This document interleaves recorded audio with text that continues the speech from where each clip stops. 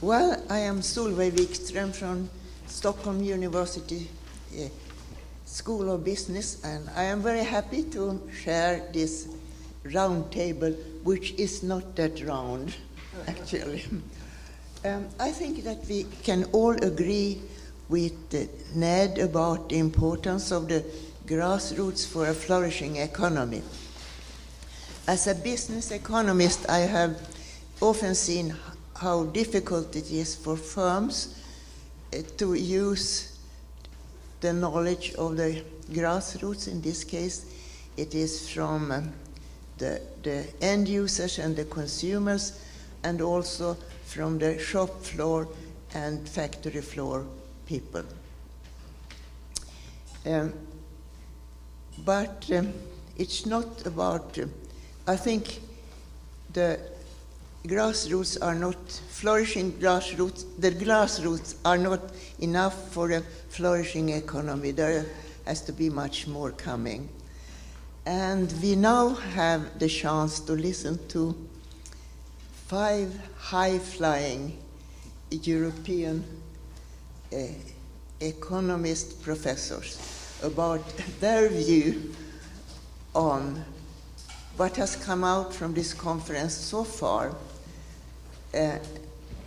and how they perceive the discussions. Well, I suggest that we take the initial presentations just within 10 minutes, so we have plenty of time for the discussions within the panel and also with the audience. And I will call upon you in alphabetic order. And let's see if I can. The first out is Jean-Paul Fitoussi.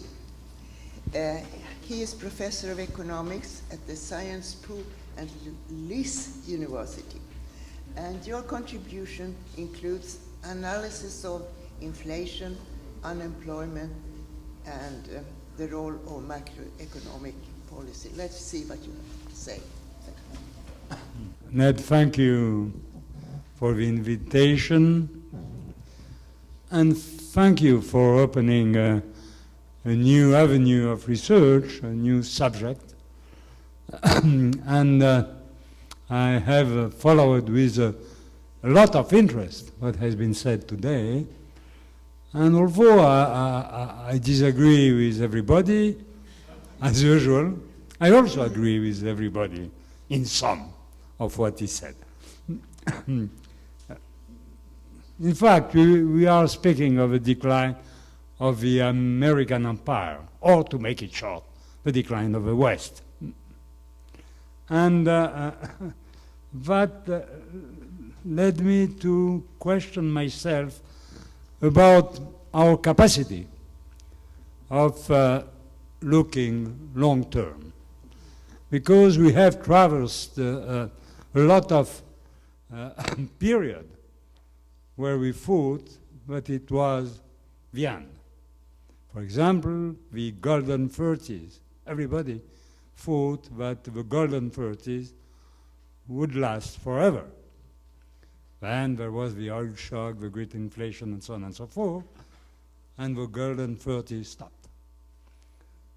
And then came the 80s, where we realized that there was a slowdown of productivity growth. Already then, in the mid-70s, there has been a slowdown of productivity growth. So the idea is now made structural. And the debate at that time in Europe vis-à-vis the US was how to do like the US. That means how to have a lower path of productivity growth. Because a lower path of productivity growth allows to increase the content of the employment content of growth, to resolve the unemployment problem of Europe. And then we had the Eurosclerosis we thought that we will live forever with the Eurosclerosis, which was mainly a disease of Germany. But the disease did not last forever, as everybody knows. And then we had the Great Moderation. You remember? It was 5 years ago. We were thinking that growth will proceed forever, but it was the end of economic history, because we knew how to deal with fluctuation, and we knew even how to avoid the fluctuation. And then came the crisis. After the crisis now, we think that we are entering a long period of decline of productivity.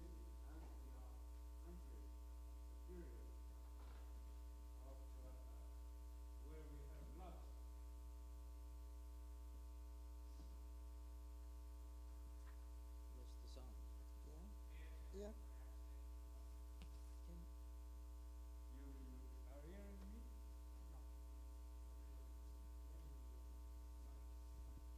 You can switch it.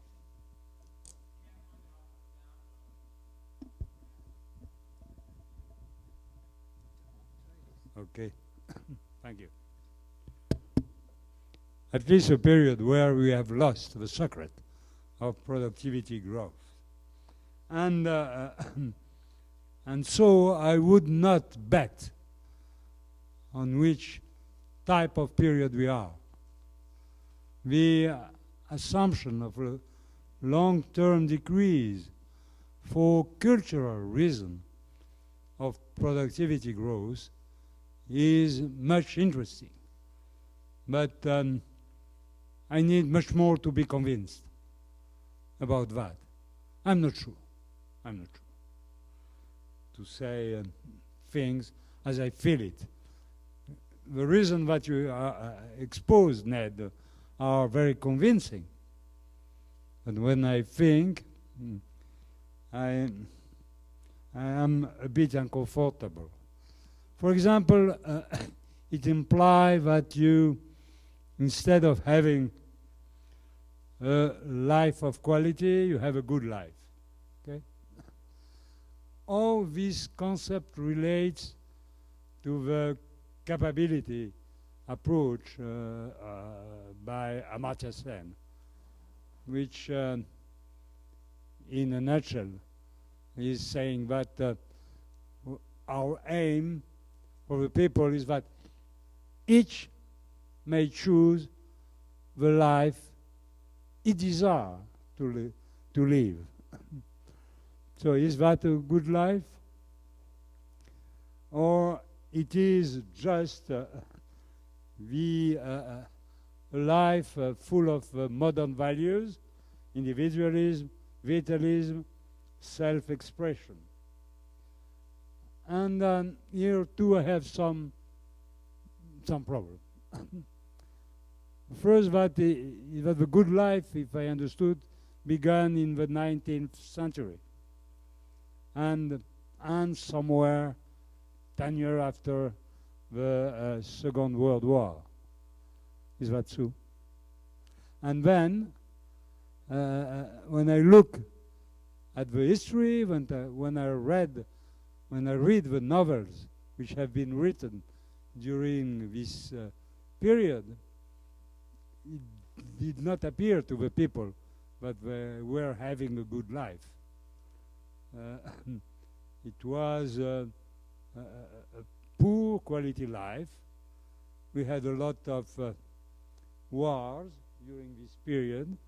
And so I am hesitating, or I'm confusing concept, to characterize this period as dynamic period. It was dynamic for wars. We have 2 world wars.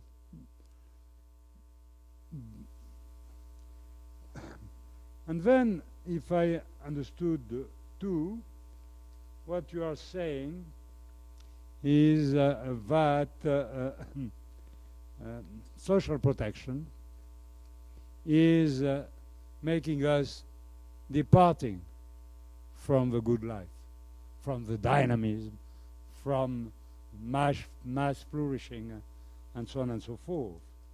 And I want to understand also the difference between the good life and well-being, because one of the essential determinants of well-being is economic security. Why it is an essential determinant of well-being? Because for at least two reasons. It allows persons to project themselves toward the future and not to live day to day as if it were their last day. And second, it gives to the person much more autonomy. And I thought that autonomy was an essential component for a person to his capacity to innovate. If otherwise, lack of autonomy means that too much is at stake for a person to take the risk of innovation. And in a society where there is a generalized lack of autonomy, then the society is structured top-down. I don't think that we could find a lot of grassroots innovation in such a society where there is no autonomy for a person. So where there is basically no security and where their rate of dependence of a firm in which they work is too high, and where the organization is too violent. So, I have finished. Well, you never have a time. I want also to say that we have a problem of metric. You took as one of your indicator of the evolution of productivity the multi-factor productivity. But we know that this is very ill measured. It is very ill measured. For example, if we look at the government sector, I know that it is not fashionable to speak about the government sector. If we look at the government sector, we know that the way the production of the government sector is measured implies that in the government sector, the rate of growth productivity is basically zero. And to hand, just a word, democracy. We have seen that there were two competing explanations. One was institutional pessimism, and the other technological pessimism. Institutional pessimism, for me, whatever the way you think at it, means basically mistrust or distrust for democracy. Thank you very much. Foray, and he is chair of economics and innovation at the École Polytechnique Fédérale at Lausanne. And his main fields are the economics of production, knowledge, distribution, and the tension between the diversity and standardization of production and consumption. That's very interesting because that's part of the late modern values. So the floor is yours. No, you sit here, so I sit. Contact. So good afternoon, thank you. I will be very short. Also, I have to apologize because I will have to leave the roundtable a little bit before the end. I have to catch a train.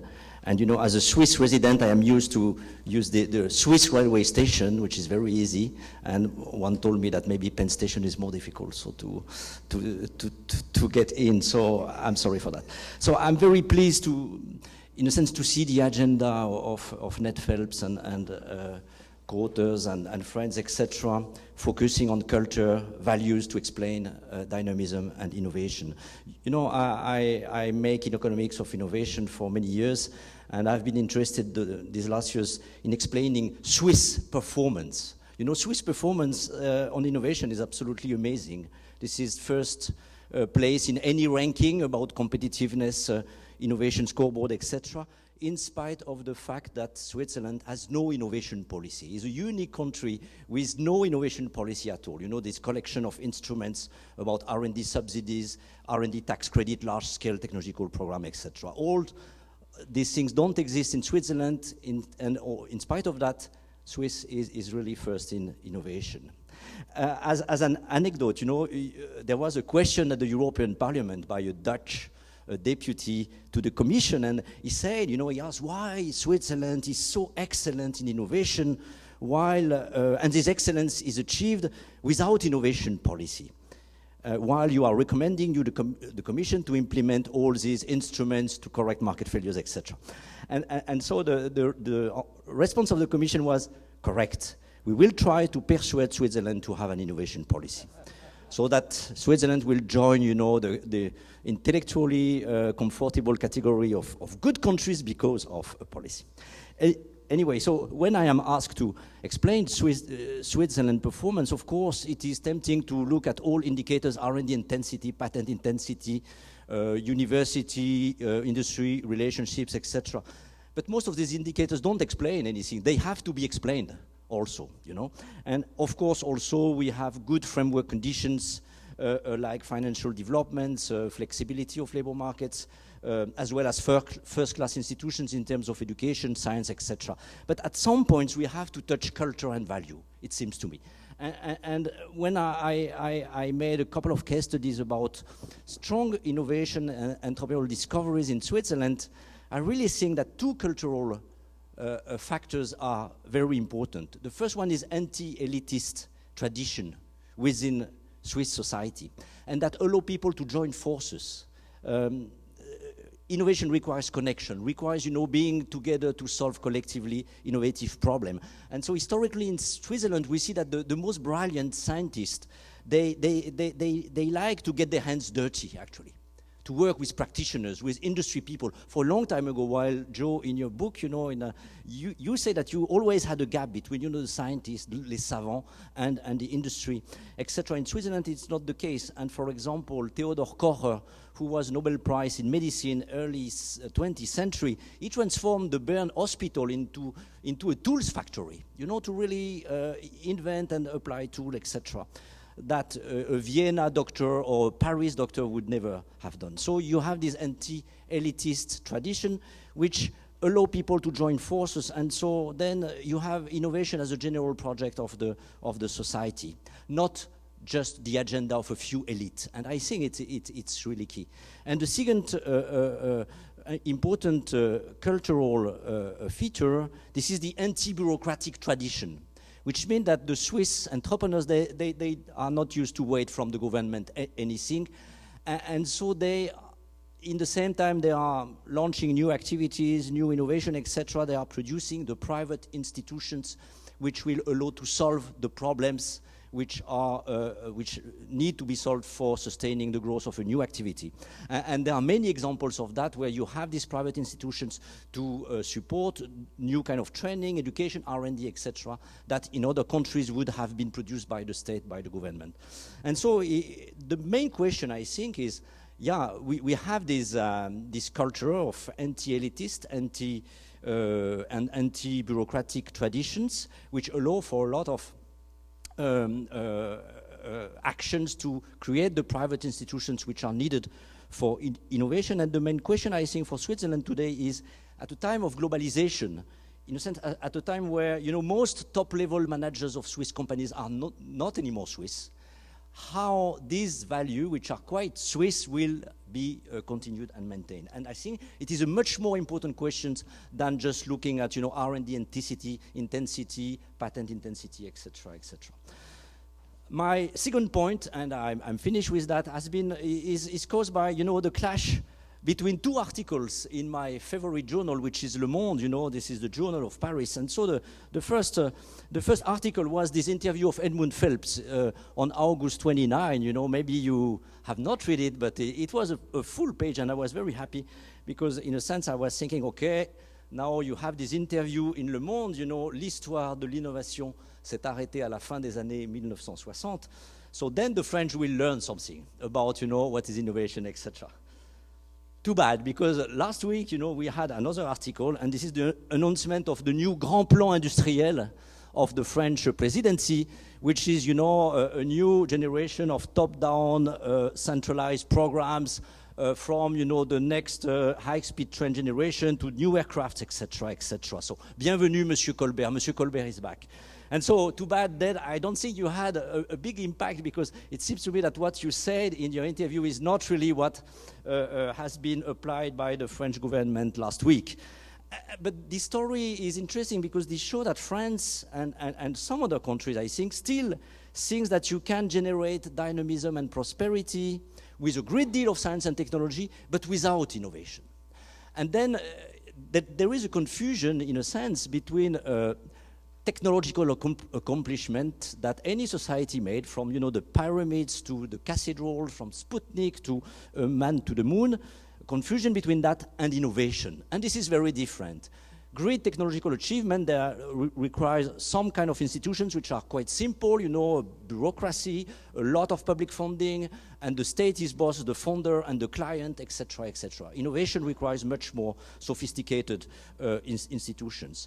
And politicians are very often confusing that. Even, you know, in this country, in the US, and for example, I read the President Obama a State of Union address of 2011. And so, you know, he established innovation as the absolute priority.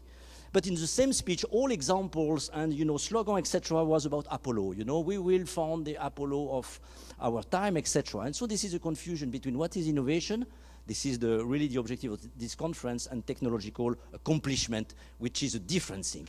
And one of the challenges of today is to create some symbiotic relations between this kind of great technological accomplishments that we know how to do, you know, from NASA to etc., all this big administration, and innovation from grassroots, etc. And I think it's a very important issue, a very a great challenge, because in any case, you know, the bet of countries like France, which is that the science and technology agenda of a few elite will deliver, you know, enough innovation to sustain the economic growth of the country, is getting to be wrong. Thank you.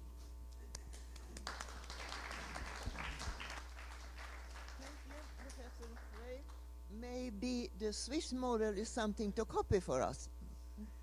Okay. Maybe. Maybe. The next out is Assar Lindbeck. He is professor of at the Institute of International Economic Studies at Stockholm University, and his work is mainly about macroeconomics, unemployment, and welfare state. And I think he's most of all known for his 24 years in the committee of the Nobel Prize. Well, that would be terrible. So let me see. The floor is yours, or the chair is yours now.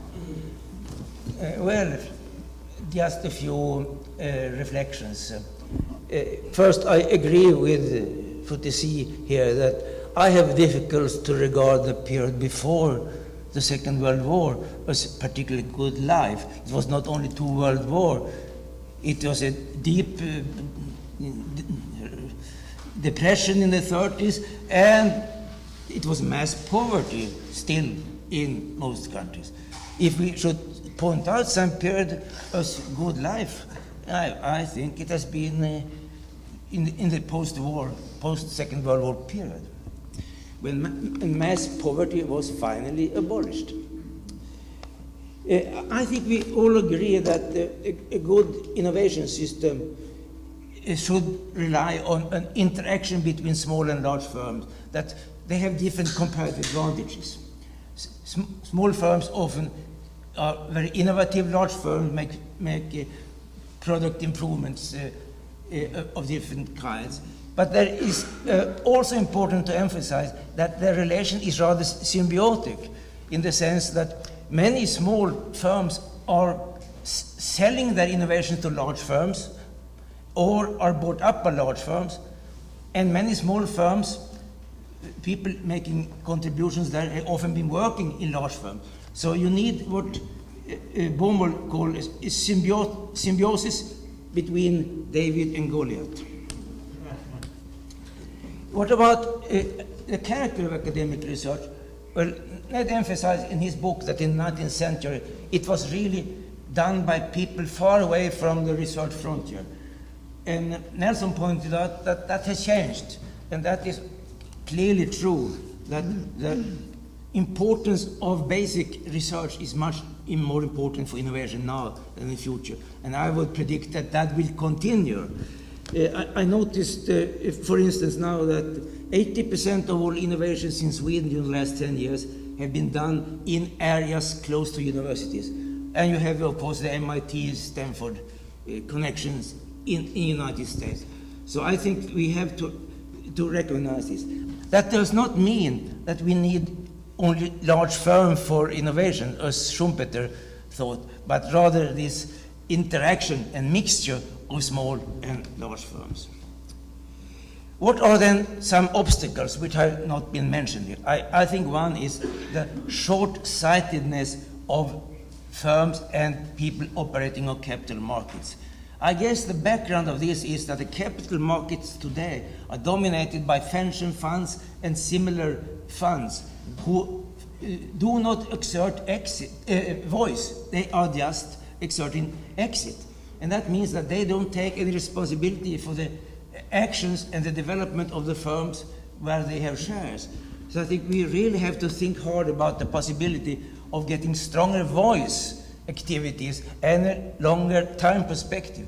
Maybe we should not have quarterly reports. Maybe we should have one-year reports by firms. So we get the kind of one-year capitalism instead of quarter capitalism as we have at the present time. One serious problem mentioned by Nelson is that there has been difficult to make innovations in personal services like preschool, training, education, health and old age care. But that is not written in stone. If there are possibilities even there, I think the new information technology opens possibilities of stimulating productivity growth in those settings and reorganizations. In Sweden, we have really introduced a voucher system not only for preschools, schools, but visits to doctors, but also old age care. And that is a difficult system we have created, but there is some hope that that will favor innovations in the system instead of having a completely monopolized system. But that's still open question if that competition works in this sector where you have so much asymmetric information. Then I think one of the dangers has been mentioned here, that is the tendencies of governments to provide selective incentives rather than try to get a good general environment. That's mentioned by several people here. I think it's terribly important because rent seeking is an obvious consequence of selective subsidies. I would finish then by a reflection about corporativism. That is, Ned regard corporativism as an obstacle for innovation and dynamism. I think we have been much more nuanced there. There are completely different types of corporativism. We cannot at the same time talk about totalitarian corporativism in Italy, Mussolini and Franco as completely different animals than the corporativism in Finland, where, for instance, the employer and the employees' organizations agree about the general level of rate of wage increase doesn't become 10% when there's room for 3%. Or the German system where the Chamber of Commerce is in charge of retraining in the system and the apprenticeship system. I think that is very positive contributions of corporativism. I think the worst type of corporativism, that is a corporativism that exists in the country that is supposed not to have it, the United States. For reasons given earlier, it takes the form of lobbying, bribes, and that is really the worst form of corporativism because it doesn't simplify production, but it just results in rent seeking. Thanks. Thank you, Assar. So next on the area is Stefano Micossi, and you are professor at economics and director general at Assonime. Oh, that's very difficult, yeah. And he has written extensively about the European political and financial crisis. I'm a bit out of my depth in this discussion, but the pleasure of being here to celebrate Ned Phelps' 80th birthday and the fact that I anyway read his book has given me the confidence to take the plunge into this cold water and try to say what I have understood of this very rich debate today. It seems to me that, where do we land? We seem to have one main common ground and 3 competing explanations. The common ground is Ned Phelps' definition of the modern economy as an economy driven by innovation. Innovation, as he reminds us in his book, is mass flourishing. Organizational change is much more than technology, albeit technology may provide the main component in those organizational changes. Innovation requires a willingness by society to accept that some people may gain large returns from innovation, and that some innovation may entail large dislocation in employment and ways of life. And various societal institutions and cultural factors play a central role in facilitating and encouraging this acceptance. This is the broad consensus. The 3 competing explanations.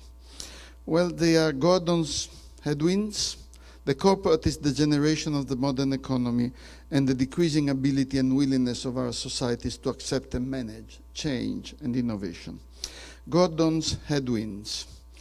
The way I read Gordon's analysis of productivity is that technology has enabled huge savings of human effort and massively decreased transaction costs, bringing masses of people to the market economy, opening the way to mass markets and to huge economies of scale and scope, which is the real Chandler explanation of the large corporation impact on the growth of productivity. But also improvements in marketing and distribution as important as improvements in production technology, and services as important as manufacturing, organizational changes. A key role here clearly was played by the increase in the supply of labor, quantity and quality, which increased its adaptability to the new technological opportunities. Thus, these headwinds do not seem to entail that technology will no longer bring to us fresh opportunities, but that there will be less untapped opportunity to use technology to improve the way we work and consume and contribute to our society's organic growth, which is Ned's expression in his book. Gordon and Phelps both stress in this context the adverse role of increasing inequality. To this factor, I will come back in the context of my 3rd competing explanation. To Gordon headwinds, I would also add an additional factor, which is the apparent degeneration, enormous distortion of incentives stemming from the apparent degeneration in the goals and incentives of the large corporation. short-termism, and the money culture, as is discussed in Ned's book. So this corporation, in their quest for fast and large gains, are diverting enormous resources away from investment for innovation within our societies. The second explanation is spreading corporatism. In Ned's words, the emergence of a corporatist complex between the government and the private sector, whose pervasiveness is suggested by the inexorable accumulation of regulation to foster companies' advantage, and the equally inexorable accumulation of individual entitlements. Reference here should be made to Mancur-Olson's theory of public choices, stressing the role of redistributed organized interest groups in stifling productivity growth. Please note that in Olson's analysis, the growing weight of redistributive interest groups is somehow inevitable over time. It is, in a sense, the societal equivalent of what is aging for individuals. Two observations are in order here. The first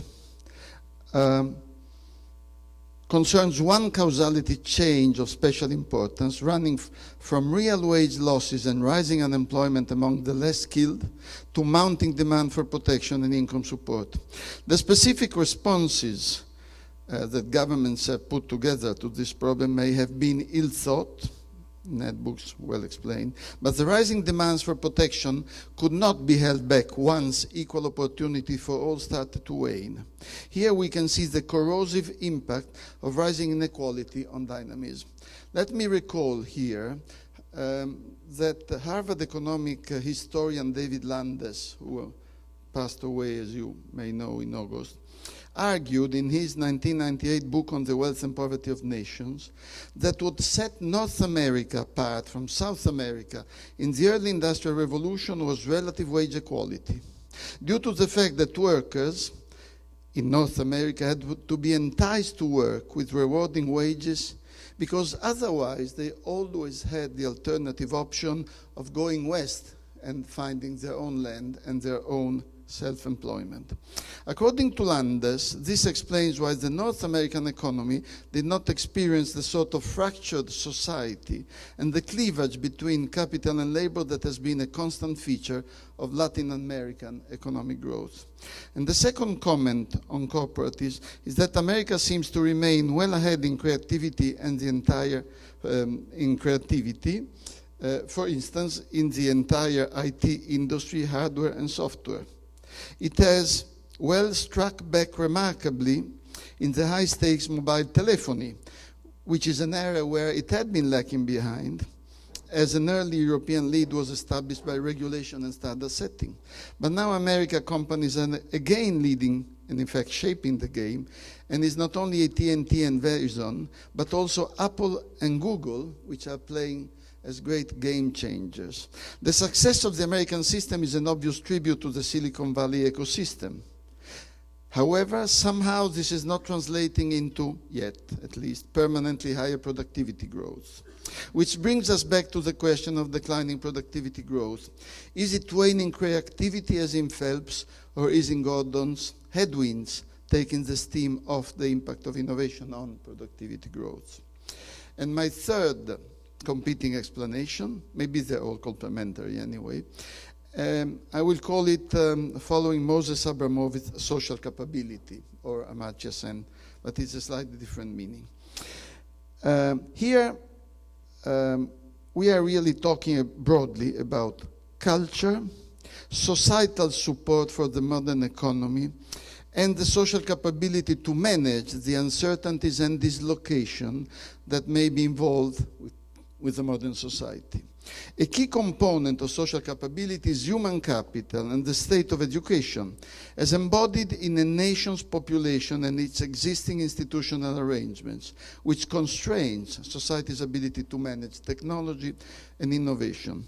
Two developments may have produced permanent damage here to our social capability over the past few decades, 3 to 4 decades. First, not only the US seems to have reached a plateau of educational attainment, Gordon's second headwind, but more important may be the fact that skills of large parts of the labor force have been made obsolete by globalization. As a result, large shares of our working population has been pushed to the margins of society. For them, there is little reward or hope of improvement from work. And uncertainty about their occupational and income prospects has exploded, which has moved them increasingly among the supporters of what Ned calls the traditional society. And second, there is a broader legitimacy problem generated in a context of rising inequality by spreading mistrust in the globalized corporation, especially, but not solely, the financial corporation. These corporations, the global corporation, have exploited their acquired freedom from the rules and controls of national jurisdictions to undertake systematic and extensive violations of long-established principles of fair, I would even venture to say ethical, behavior. Globalization has made it possible for global cooperation to break loose from national jurisdictions and national rules, gaining large rewards from activities that do not entail productivity improvement, certainly not for our societies. Tax evasion, workers' exploitation in Asian sweatshops, consumer exploitation in new mass markets, big pharma in China, big oil in a number of developing countries, ripping off savers worldwide. It does not come as a surprise that this has weakened acceptability of the modern economy, as the original social contract between labor and capital appears badly damaged. Thank you for your attention. The last commentator is now Luigi Paganetto. And he's professor of European economics and president of Economics Foundation at the University of Rome. And he has been writing extensively about the crisis of the political governments and the slow economic growth in Europe. More of disasters. I confess that reading Ned books has been an adventure of ideas, because the book is so rich of ideas and so rich of cultural, reference, that seems difficult to put together a lot of suggestion and perspective it presents. But let me go to the essential. I'm very glad to be here and to talk about dynamism. Dynamism is a very important concept, and Ned put in evidence that there is a difference, a very important difference between growth and dynamism. And this is a very crucial question. And so the demand or the problem that comes immediately after is where dynamism come from. The net answer is that come from the change in values and attitudes that led people in the modern economy. Individualism, vitalism, entrepreneurship, willingness to start with a new project are the character of such modern economy. Individuals confronting with the novelty of and the challenging world is a point that has been put in evidence by Ned. But is productivity slow down a backlash against the modern ethos that started in the 19th century? This is a central question. My answer is that the decline of dynamism and innovation in advanced economy could be a temporary phenomenon. Because, let me say that looking at the vision of a dynamism coming from the behavior of people in the modern economy, you have to take into account also the changes that are occurring at the national and international level in the last 20 years. The today crisis created new conditions of life that tended to represent an exogenous factor that change the economic behavior. It's my personal view that a crisis can be viewed as something that is linked to three main events: the increase in income inequality, the demographic trends, and the wealth shifting from advanced to emerging countries. Are these phenomena so important to change the way by which people adopt one kind of behavior or another? Could be that the economic crisis will push innovation and change toward dynamism as a reaction to the events that they mentioned, or not. I think that in some extent there is a competition between the countries. How to respond to the extraordinary geopolitical, technological, and demographic trend in the last quarter century. The competition is coming as a way by which countries try to stimulate innovation as a tool for regaining prosperity linked to the modern value. The new dynamism will be probably connected to the adoption of new technologies. I am, in some extent, one optimist about technology, looking at the distinction made by Luigi Zingales. Bob Gordon supported the view that the United States have to take into account the innovation slowdown connected with the end of big technological breakthrough. Moreover, the United States have to face strong headwinds to demography, education, inequality, globalization, energy, environment, consumer, and government debt, as Bob said this morning. My point is, what about the next technological cycle that is announced in a lot of studies? What is it about the expected change in the energy sector, named for energy efficiency, industry, energy efficiency in industry, transport, and buildings? The demand side of energy market is expected to be a driving force for innovation and dynamism of the economies that will be able to take the new opportunities. This is my point. The carbon capture and storage technology are expected to be dominating innovation on the following years. Let me make one point about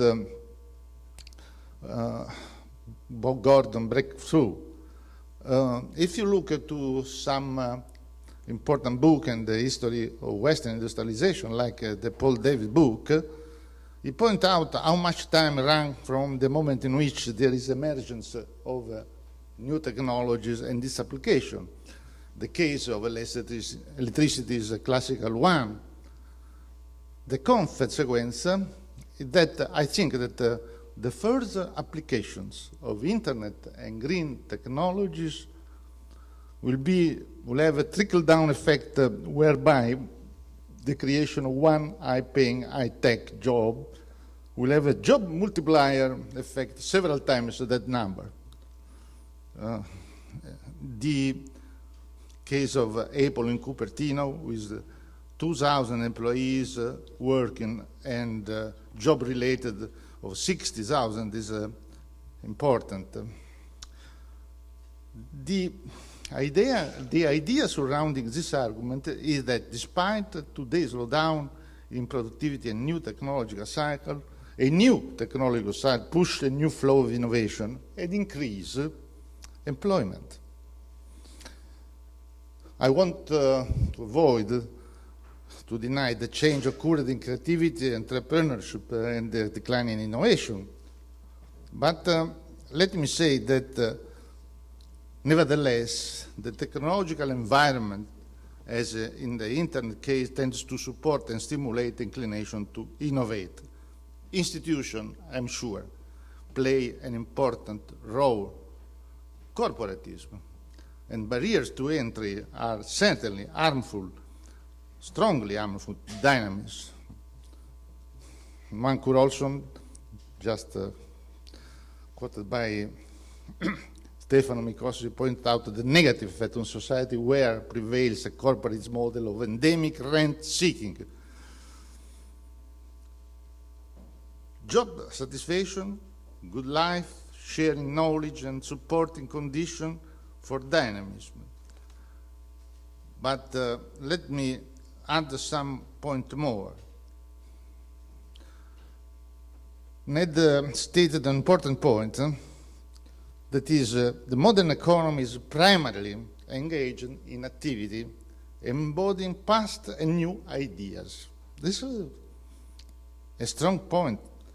It's an economy hide in dynamism, where the idea-driven activity might amount to 1/10 of total man-hours work. This is what Ned wrote. But what lies behind the creation of new ideas? This is a question. Are they, the ideas, merely coming from the business sector or not? Governments are increasingly devoting strategic resources to develop a mission directed to change the technological and market landscape in the process. Let me make an example of the US government providing direct financing not only on basic research, but also applied research, like in the case of Apple. The idea is to provide funding for the most risk-uncertain investment. But what is the consequence of that? This means to have socialized the risk but privatized the rewards.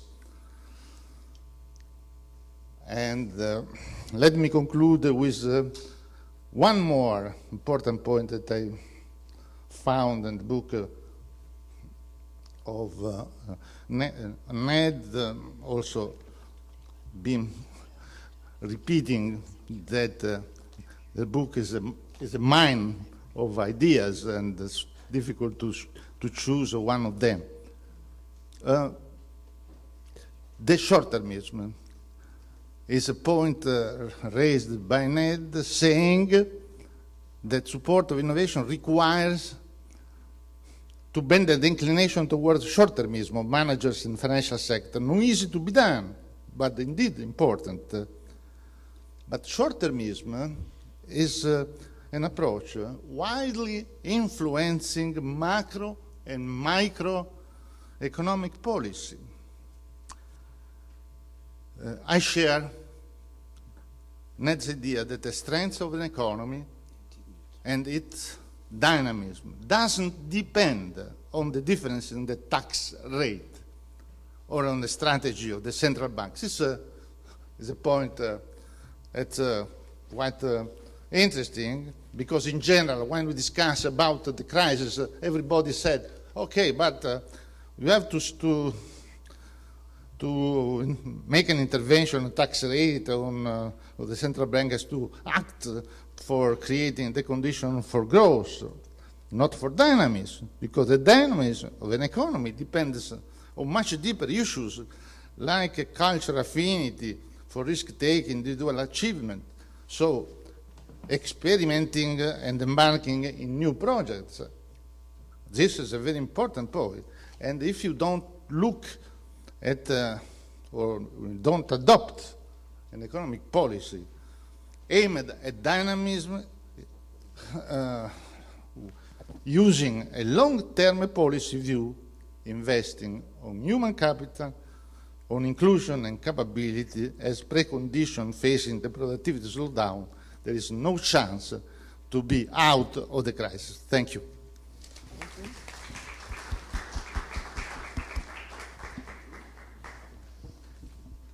Thank you so far.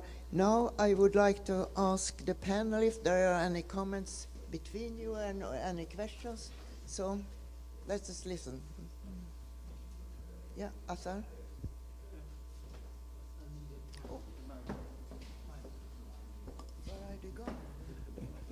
Well, I agree with that. There are many more important things than tax rates, but I wouldn't say that tax rates are not important. When Sweden had the marginal tax rate of between 60 and 90% here for workers, that created very severe problems. It meant that dentists were drilling, working on the summer houses instead of fixing teeth, etc. So part of our reform was exactly to take down the marginal tax rate dramatically. Moreover, tax rates make a very strong distortions about the financing of investment and innovation. For instance, by having deductibility for interest rate but not for dividend payments, so that very expensive for firms to finance by equity capital. And that's important for small firms because they need equity capital, because that's often those who started don't have capital themselves. That's one point I would like to make. The other is that I am much more optimistic on technology than Bob Gordon, and there are two reasons for this. One is the spectacular breakthrough in many types of research in chemistry and physics in recent years. The nanotechnology, the DNA revolution, etc. It would be extremely surprising if these things did not generate new products that would violate all earlier experience of the importance of basic research. Moreover, earlier the basic research and innovations were mainly created by a small peninsula in the Asia-European continent called Western Europe, and in the US. Now we have Asia, China, India, and all these countries participate. We have to assume that there are some talented people around there too. So there's much larger pool of people who will make research and innovation in the future. Thank you. So, thank you. When we discuss in Brussels the relative performance of the European and the American economies in terms of innovation, we always find that we have in Europe as much basic research, more or less, as in the United States, concentrated in some countries, but basically we are not systematically lagging behind. Well, but look at Nobel Prizes, they still go to the US. Yes. Yes. One still wonders whether indicators of basic research still show that Europe is not faring that bad. Let's put it this way. Maybe not as well, but not that bad. The distance doesn't seem to be sufficient to justify the different rates of innovation and the dynamism of our societies. And so here I'm back to Gordon and Ned. In other words, the input of basic research, which is there, may not be sufficient to deliver the kind of growth and improvement in living standards that we would like to get.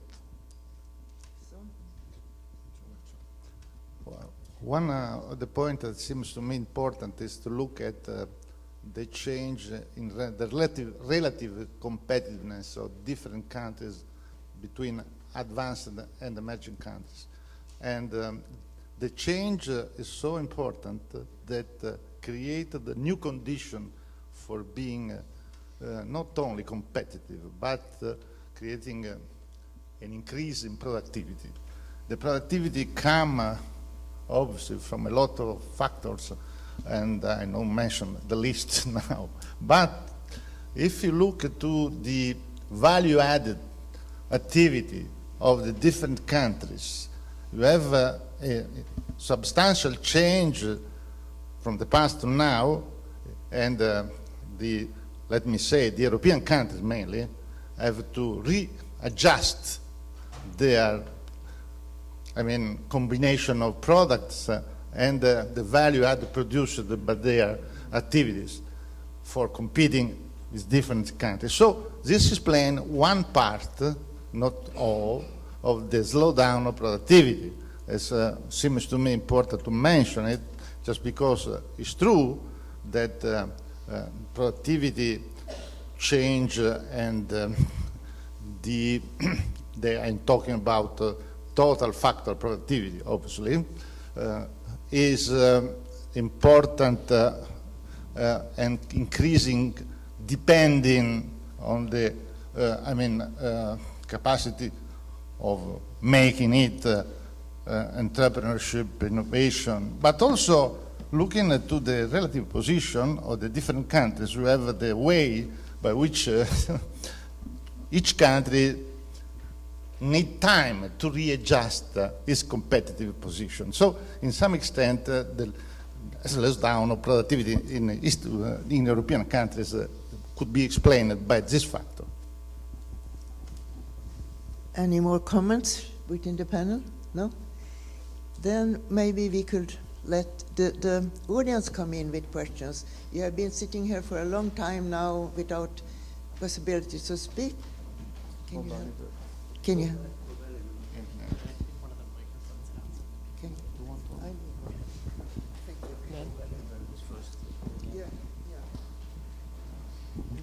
I made some comment. I wrote down some notes of things to say. Trouble is I can't read my handwriting against this dark background very well. I think we've gone back too much today to growth, productivity growth, and there's not much willingness here to pick up what I thought was a very central theme of my book, that it's experience of work that counts. It's the process of exploring and experimenting and discovering and being challenged and problem solving, and that's what the good life is all about. It really doesn't matter much whether some scientific advance here or there raises productivity by 7% over the next decade. I mean, who cares, really? I don't get it. I think we should move on. Second point,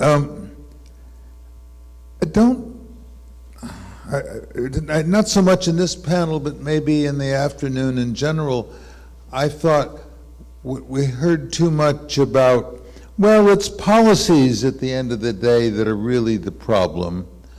And if we could get rid of some of the worst features of corporatism and maybe reintroduce some of the lovely features of corporatism, whatever those are, that would help a lot. But how can you do all those things as long as we have completely terrible attitudes about what the role of government is and even what the good life is? I mean, look, we're just in a hopeless, we're in a deep hole here. It's not hopeless, but we're in a very deep hole in which politicians deliberately confuse people about the sort of life that would satisfy them. I mean, for example, the politicians make people think that if they just owned a house, that's it. They'd be happy as clams. May not have jobs, may not get anywhere in their jobs. The jobs may be terrible, But if they own that house, that's the American dream, and that's great. A third point is that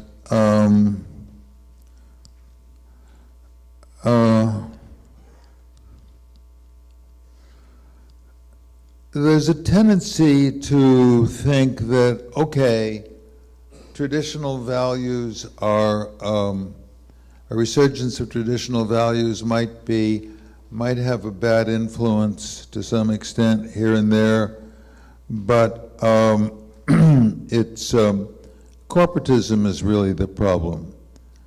But for me, corporatism grew out of traditional values. It's almost impossible to distinguish between corporatism, considered as a doctrine, and lots of traditional values like social protection,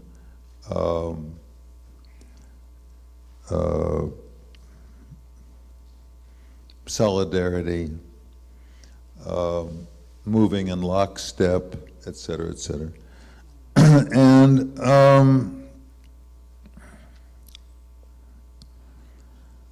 I keep hearing that science is going to save the whole thing, that we're going to get a bunch of scientific breakthroughs, and that's going to open the door to a raft of new commercial innovations which will enliven the workplace, bring about high prosperity and whatever and whatnot.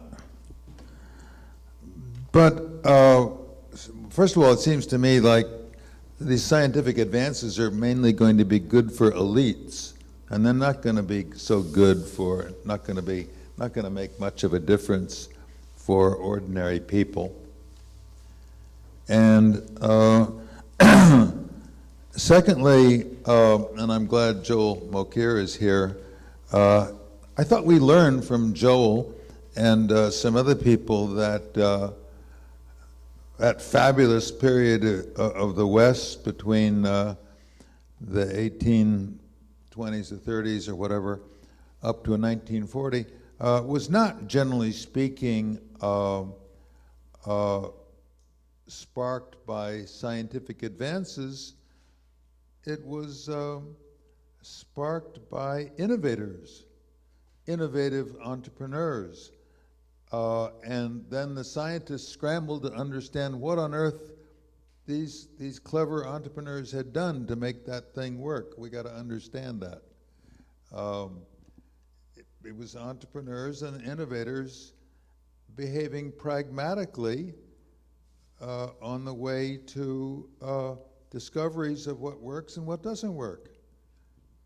I'm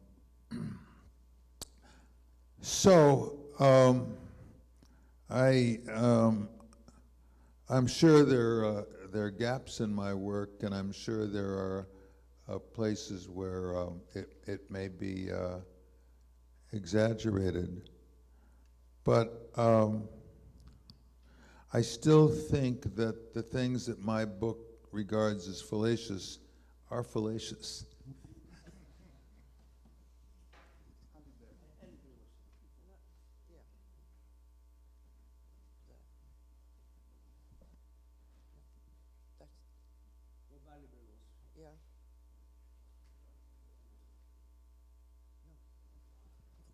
Thank you. This is a really most exciting conference.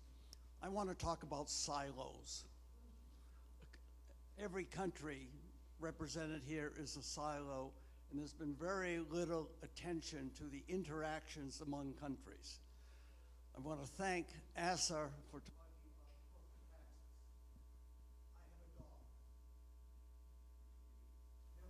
about The microphone is gone. the microphone. The mic is gone, Bob. The microphone is gone.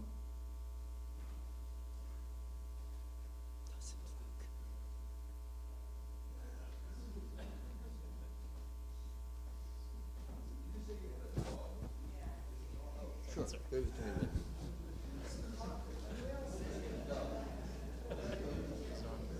The All right, let me start again. This is the most exciting conference. I want to talk about silos. Every country represented, discussed here is a silo, and there's been very little interaction other than a little chatter about globalization, about the impact of actions in one country on dynamism in another country. But let me start by talking about my dog. The dog there's a dog tax of $10 a year in Hanover, New Hampshire. My dog does not write a check. It's a very talented dog. I write a check, right? The corporate income tax is just a mirage. Corporations do not pay taxes. Corporations collect the funds to pay taxes either from their customers or from their suppliers. I hope you will all join me in an international union for the abolition of the corporate income tax of every country in the world. It makes politicians rich, and it, as Assar said, it distorts incentives. Now let's look at the United States. The United States now has a trade deficit of 3% of GDP. By definition, most of that trade deficit is in the tradable goods sector. So let's now assume that the tradable goods sector is 8% of US GDP. And let's assume that policies are adopted so that the US trade is balanced, which essentially means the WOGs in other countries will be prohibited from adopting their beggar thy neighbor policy, which enables them to underprice their currencies relative to ours. What will happen to the profit rate in US industry? What will the impact on the profit rate of US industry will be many times larger than nickel and diming the corporate income tax. And yet we ignore the interactions among these silos. If our trade were balanced, the output gap in the United States would disappear. The profit rate would soar. We would be at full employment. Let's stop thinking in terms of the silos and start thinking in terms of what are the implications of the underpricings of currencies or other distortions at national borders which interfere with incentives in the advanced countries. Thank you.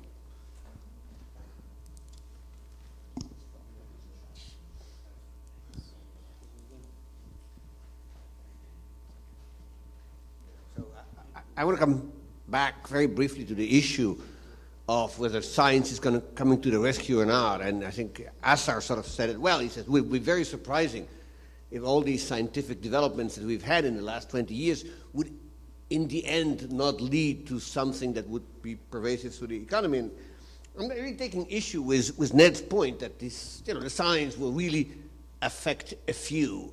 That's not the historical record, Ned, and we should be really careful to follow the famous dictum of a great scientist. Everything should be made as simple as possible, but not simpler, right? And so the relationship between science, technology, and what you call mass flourishing, okay, innovation, is quite complex. It differs from sector to sector. It differs from industry to industry. It is never a one-way street. But I would say that if there are no scientific developments that are leading the way, eventually your mass flourishing are going to run into diminishing returns unless science comes around and opens new doors. And there have been certain scientific advances in the 20th century that have changed the world for tens of millions of producers. Let me give you one example which is celebrating its anniversary this year, and that's nitrogen fixing process, the Haber-Bosch process, which has been called by Václav Smil the great invention, capital G, capital I. Now, this was basically the finding of a handful of German chemists between 1912 and 1913, which essentially made it possible for this planet to maintain 7 billion people instead of 4 billion people, which was what the Malthusian prediction would have been. Now, this has affected every human being on the planet, Ned. And, you know, you want more examples. I can put you back to 1928 to the lab of Alexander Fleming in Scotland. You know, we can go on like this. You never know which one is going to be the invention that opens many doors. Now, where you're absolutely right is if the institutions are wrong, if the culture is wrong, the door will be opened, but nobody will walk through it. But if the door is closed, no matter how many people are pushing, they're not going to get through. And so science and your mass flourishing aren't substitutes, they're complements. They're creating a great synergy, and it is that synergy which has created the modern age. Without your mass flourishing, without my scientists, okay, neither of them would have worked. That's, I think, the correct position to take.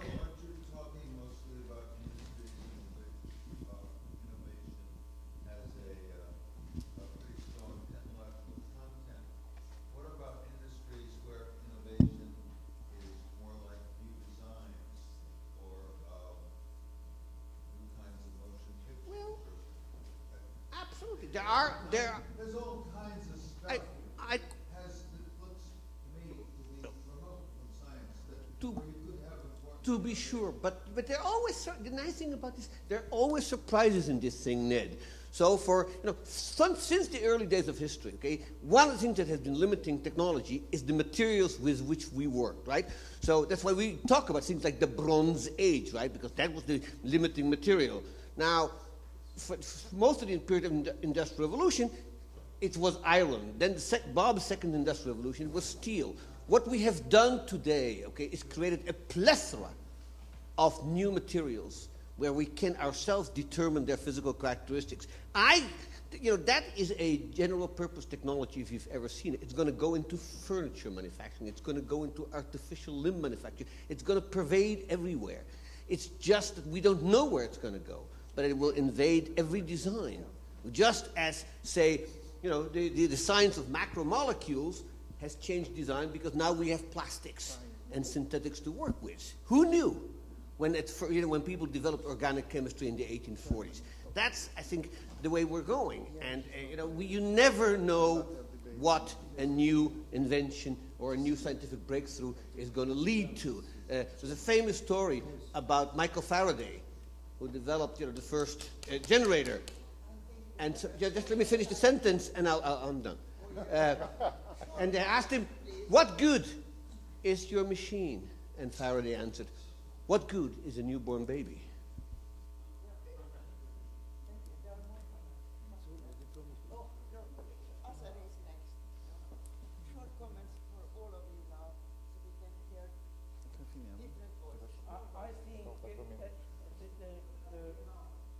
I think the conference with the microphones illustrate the need for more technological development. That would simplify life for us here. I think we all are grateful to Ned for introducing what he called the good life. Because after all, the main task of economic system is not to produce impressive index of GDP development over time, but it's a good life issue. But I don't think there is necessarily any contradiction between a good life as you define it and a good life in the sense that for mass of people, good life requires jobs if they want to work, steady income, social insurance, or at least income insurance of some type, access to health care, old age care, education, etc. That is what most people think is good life for them. And then they want to have freedom of choice so that they can do what they like without destroying life for other people. So I think the issue is how to combine dynamism with a good life for the ordinary man who requires jobs, income, and security. Okay, who is next? Up there.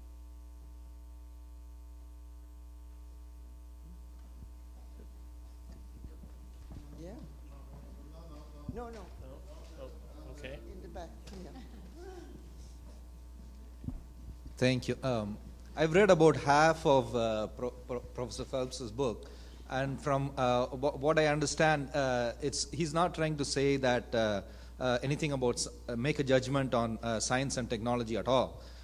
But instead, what he's trying to do is free up the economic models from having to depend totally on scientific and technological progress. Instead, this is a new view on what economic progress is. It's no longer tied to science and technological innovation on all that machinery. This is more a value-based effort and more about vitality. And so economics, you can measure economic progress using how science and technology are progressing.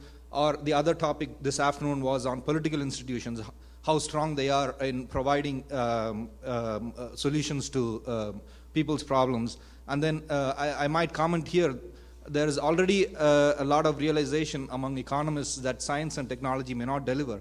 And so they've already, a lot of economists have moved to like Keynesianism, using the government, using public institutions to provide solutions. And so I think the main point in what Professor Phelps is saying, in as much as the new thing that he's bringing in is that he's totally redefining economics, is no longer tied to all the mathematical models and then down to science and technology. He's freeing up. This is the thing. It's not, the future is not held ransom to any progress that only science and technology can develop. He can now tie up economic progress to other things that are happening in society.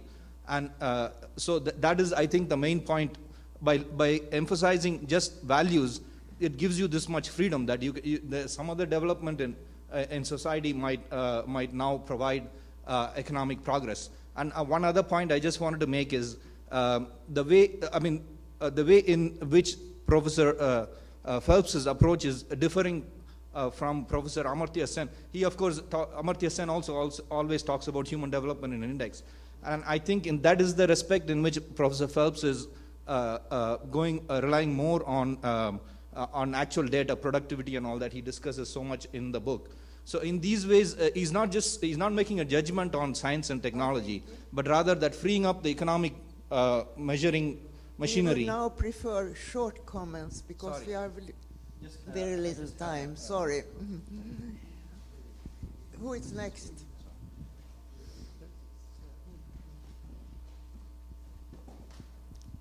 Sorry, I will be short. I will give you two examples. South Korea.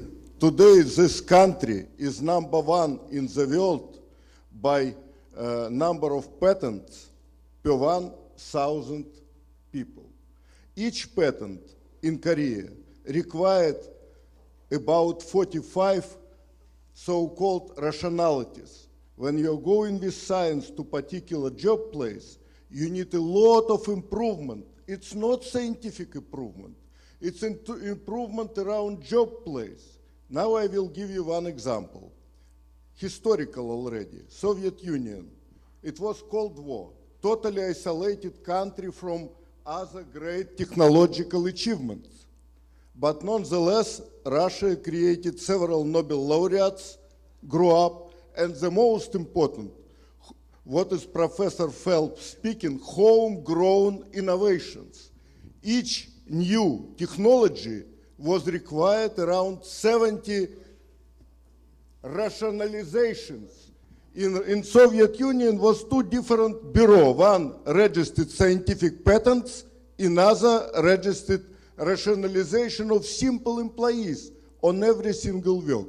What did not have Soviet Union? Economic freedom. This is why it's worked to create kind of competitive technologies, especially weapons technology, which still Russia is using, and did not increase standard of living. When we combine freedom of choice with high technology and motivation of simple employees on every single place, this is creation of homegrown innovations which not limited to technology. Thank you. Thank you. before we close, we have to close pretty soon the session, and as an outsider, I would like to say that I would have liked to hear more about modern values and the drivers of modern values for creating a flourishing, I wouldn't not say economy, but a flourishing good life for people. There was much in Ned's book about that, but we haven't used that theme enough according to my values. The young generations have these modern values, and in other sciences we talk about postmodern or values, and they are very strong drivers, and I am sure they will affect the work life considerably in the future. And we are now in a period of transition between modern and late modern values, and that causes much of the problems. But let's see what is coming out. And now I say thank you to the panel, and thank you for the questions being asked.